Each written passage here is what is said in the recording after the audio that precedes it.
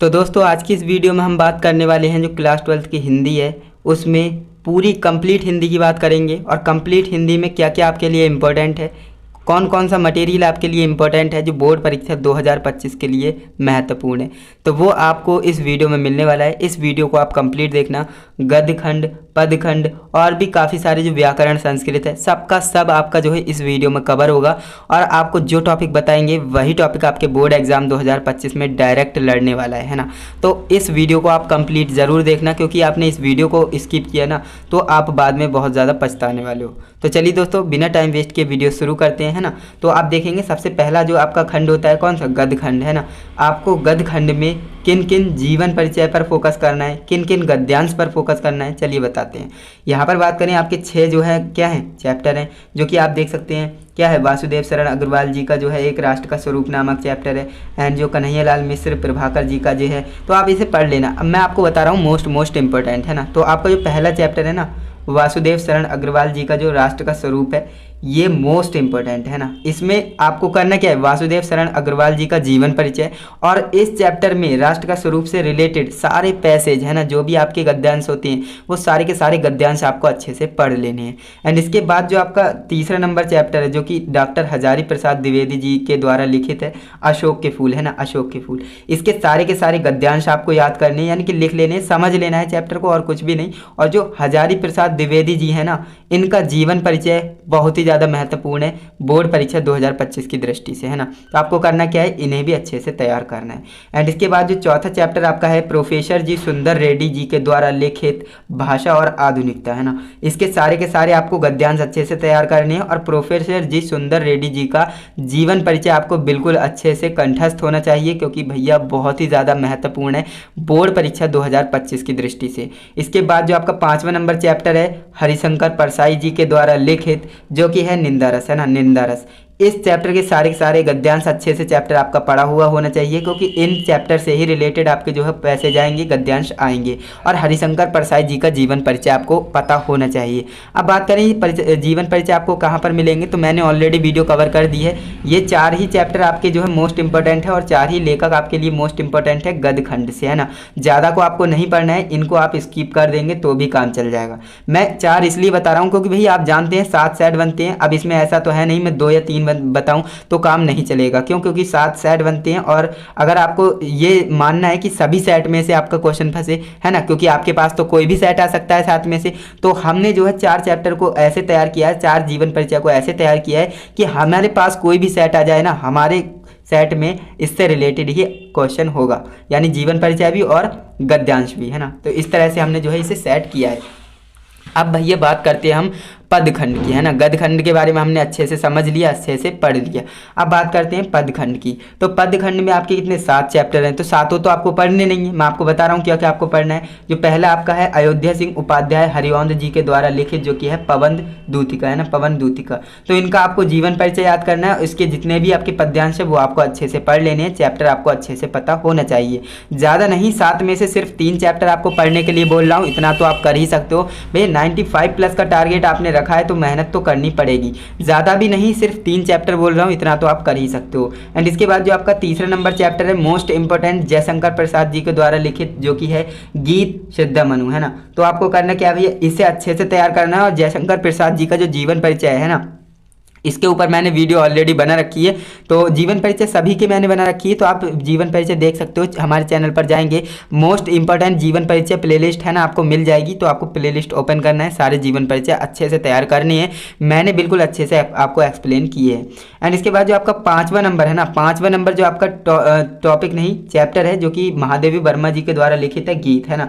तो आपको करना क्या है, गीत के सभी को पद्यांश को आपको अच्छे से लगाना है। एंड जो आपके महादेवी वर्मा जी के जीवन परिचय होता है, इन्हें आपको अच्छे से तैयार करना है, क्योंकि भैया मोस्ट इंपॉर्टेंट कवियत्री हैं और ये आपको ज़रूर आपके बोर्ड एग्जाम में देखने को मिलने वाली है ना। तो इनका जीवन परिचय आपको ज़रूर लिखना है। इसके बाद हम बात करते हैं भैया कथा साहित्य है ना। कथा साहित्य के ऊपर बात करते हैं तो आपके 4 चैप्टर होते हैं। जैनेन्द्र कुमार जी के द्वारा लिखित ध्रुव यात्रा, फरीश्वर नाथ रेणु जी के द्वारा लिखित पंचलाइट, शिवानी जी के द्वारा लिखित लाठी, अमरकांत जी के द्वारा लिखित बहादुर।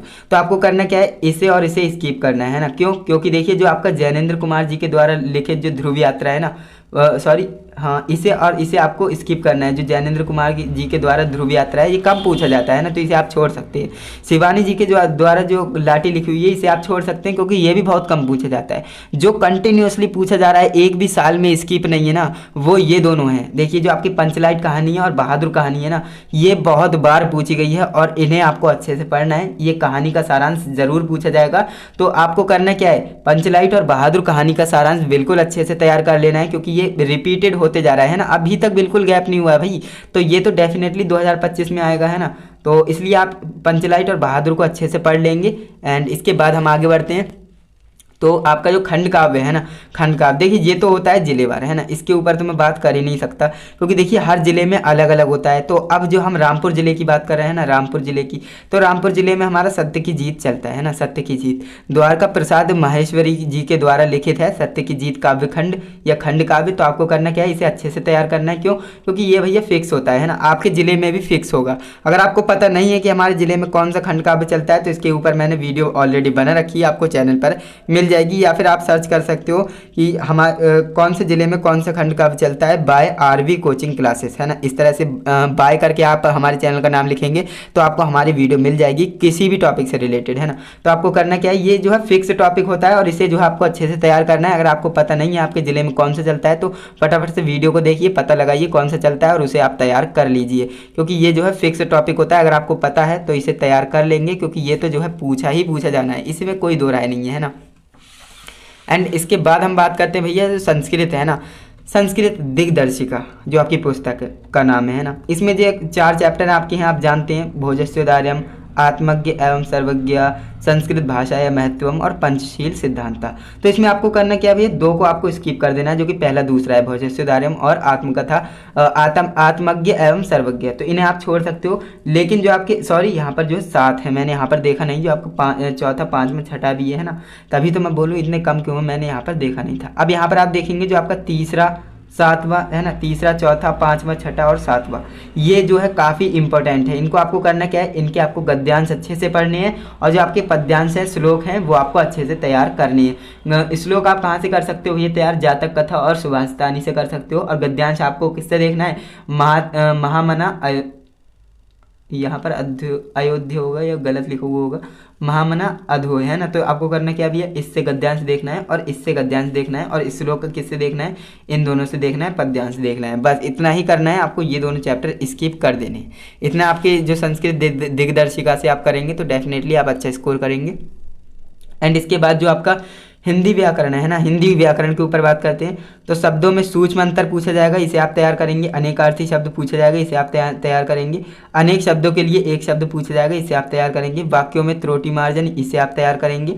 लोकोक्ति एवं मुहावरे, ये आप तैयार करेंगे। 30 याद कर लेना। अपठित गद्यांश जो कि 5 नंबर में न्यू टॉपिक ऐड हुआ है, पहले नहीं पूछा जाता था, लेकिन अपठित गद्यांश एक ऐसा टॉपिक है, इसे आप बिल्कुल ही स्किप कर दीजिए। क्यों? क्योंकि भैया ये आप पढ़ ही नहीं सकते है ना, क्योंकि ये अपठित अलग है, यानी कि आपका यानी आपने ना पढ़ा हो ऐसा एक आपको गद्यांश दिया जाएगा, अपठित है ना, अनसीन पैसेज दिया जाएगा। तो आपको करना क्या भैया, उसे आप इग्नोर करेंगे। क्यों?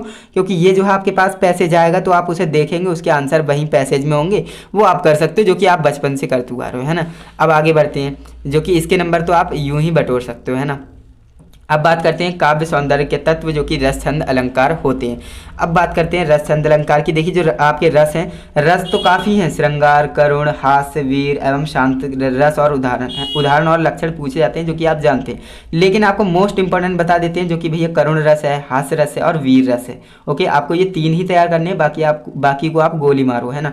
एंड इसके बाद जो आपका छंद है, छंद में क्या इंपॉर्टेंट है, वैसे तो आपके बहुत है। मात्रिक छंद में चौपाई, दोहा, सोरठा, कुंडलिया के लक्षण और उदाहरण पूछे जाएंगे, जो कि आप जानते हैं। लेकिन इंपॉर्टेंट कौन सा है, तो चौपाई, दोहा और सोरठा और कुंडलिया, 4 आपको बता रहा हूँ, 4 तैयार करेंगे। क्योंकि देखिए ये जो है आपके फिक्स होते हैं, अगर आप इन्हें तैयार करते हो तो 7 सेट में से कोई भी सेट आपको मिलेगा ना। तो चौपाई, दोहा, सोरठा, कुंडलिया में से ही एक न एक आपके बोर्ड एग्जाम में होगा है ना। एंड इसके बाद जो आपका अलंकार है, अलंकार में देख लेते हैं ये कौन सा इंपॉर्टेंट है। वैसे तो काफ़ी है, अनुप्रास, यमक, श्लेष, उपमा, रूपक, उत्प्रेक्षा, भ्रांतिमान एवं संदेह है ना। तो इसमें से इंपॉर्टेंट क्या है, यमक अलंकार है, श्लेष, विभक्ति, उपमा और रूपक और उत्प्रेक्षा। बस आपको 5 ही तैयार करने हैं, बाकी को गोली मारो, है ना, क्योंकि आपको ज़्यादा इधर उधर की बातों पर फोकस नहीं करना है ना। अब यहाँ पर आप देखिए, इसके बाद जो है आपका पत्र लेखन है। पत्र लेखन में आपको जो है तरीका पता होना चाहिए, नौकरी और सफाई पर याद करना है। पत्र लेखन आपको क्या, पत्र लेखन का तरीका पता होना चाहिए कि पैटर्न क्या होता है, लिखने का सही तरीका क्या होता है, जो कि मैंने बता रखा है। पत्र लेखन का सही तरीका, निबंध लेखन का सही तरीका, है ना, काव्य खंड काव्य करने का सही तरीका, ये सारे सही तरीके मैंने आपको बता रखे हैं, जो कि बोर्ड एग्जाम में आपको 95+ का स्कोर करने में बहुत ज़्यादा हेल्प करने वाले हैं। देखिए, पत्र लेखन का सही तरीका आपने जान लिया, तो आपको किस पर तैयार करना है, नौकरी और सफाई पर करना है और किसी पर नहीं करना है ना। इसके बाद जो आपका निबंध लेखन है, निबंध लेखन आपको किस किस पर तैयार करना है, पर्यावरण प्रदूषण पर तैयार कर लेंगे, विज्ञान वरदान या अभिशाप इस पर तैयार कर लेंगे, बस, है ना। एंड इसके बाद जो आपका 4 नंबर है, ये तो पहले कट गया था बट आप देख लेना है नहीं है ना, ये आपका जो क्लोज हो चुका है। तो संधि, शब्द, रूप, धातु ये पूछता था पहले, लेकिन अब नहीं पूछेगा, क्यों, क्योंकि सिलेबस से आउट हो चुका है ना। अब देखिए यहाँ से जो है हमने ये सारी चीज़ें हमने अच्छे से पढ़ ली हैं, है ना, ये सारी चीज़ें हमने अच्छे से पढ़ ली हैं कि हमारे जो क्या क्या इंपॉर्टेंट है, कहाँ कहाँ से जो क्वेश्चन पूछे जाएंगे, वो सारी चीज़ें मैंने आपको क्या बता दी हैं। तो उम्मीद करूँगा आपको वीडियो अच्छी लगी होगी। वीडियो अच्छी लगी है तो फटाफट से वीडियो को लाइक कीजिएगा, चैनल पे नए हो तो सब्सक्राइब कीजिएगा, है ना, क्योंकि आपका टारगेट क्या है, ये 95+ का है, तो इसीलिए आपको बोलना है चैनल पे नए हो तो सब्सक्राइब कर लेना, क्योंकि आने वाली वीडियो आपके लिए मोस्ट इंपॉर्टेंट होने वाली है। एंड हम मिलते हैं नेक्स्ट इंटरेस्टिंग। और हाँ, ये वीडियो इसका आपको PDF कहाँ पर मिलेगी, है ना, इसके ऊपर बात करते हैं। तो इसकी PDF आपको कहाँ, टेलीग्राम चैनल पर मैं फ्री ऑफ कॉस्ट प्रोवाइड कराता हूँ, है ना। जितनी भी स्टडी मटेरियल होता है आपका, जो कि पॉसिबल होता है, मैं आपको स्टडी मटेरियल टेलीग्राम पर बिल्कुल फ्री में दे देता हूँ, जिससे कि आप अपनी प्रिपरेशन कर सकते हो बिल्कुल आसानी से। ओके, तो आपको करना क्या भाई, टेलीग्राम पर जाना है, आसानी से जो है स्टडी मटेरियल को डाउनलोड कर लेना एंड वहाँ से आप अपनी पढ़ाई कर सकते हो। एंड वीडियो अच्छी लगी है तो वीडियो को एक लाइक करके ही जाइएगा, हमें मोटिवेट करने के लिए। एंड वीडियो से रिलेटेड कोई डाउट हो या फिर आपका कोई सजेशन हो, नेक्स्ट वीडियो आप किस टॉपिक पर चाहते हो, या आप मुझे कमेंट में बता सकते हो, मैं आपके कमेंट पर भी वीडियो बनाऊंगा। तो चलिए दोस्तों, आज के लिए बस इतना ही। मिलते हैं नेक्स्ट इंटरेस्टिंग इन्फॉर्मेटिव वीडियो के साथ, तब तक के लिए जय हिंद, वंदे मातरम।